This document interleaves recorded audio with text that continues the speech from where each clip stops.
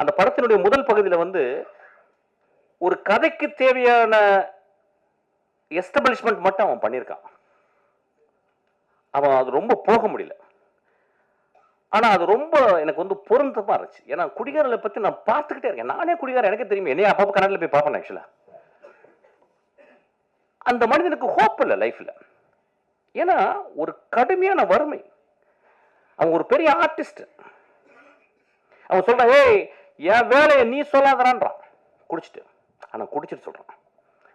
அவனை யாராவது அங்க இருக்கவன், அண்ணா நீ எவ்வளவு பெரிய ஆர்டிஸ்ட்னா, ஆனா சாயங்காலம் குடினா, ஆனா இந்த ஆர்ட் ரொம்ப முக்கியம்னு. ஒருவேளை அவனுக்கு இந்த சமூகம் சரியான வேலையும் சரியான அவனுடைய அறிவுக்கு அங்கீகாரம் கொடுத்திருந்தால் அவன் குடித்திருக்க மாட்டான். அவன் ரோட்ல போய் யாரையுமே அடிக்கலங்க அந்த படத்துல.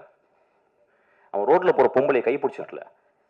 தன் மனைவி, தான் கைவிட்டு போன மனைவி இன்னொரு மனிதனோட நிற்கும் போதும் இவன் எழுதின அந்த கதாபாத்திரம் ரொம்ப அமைதியா இருக்கு. அவன் போய் சட்டை பிடிக்கலங்க. உலகத்தின் மிகச்சிறந்த சீனுங்க அது. அந்த இடத்துல அப்படியே நிக்கிறான்.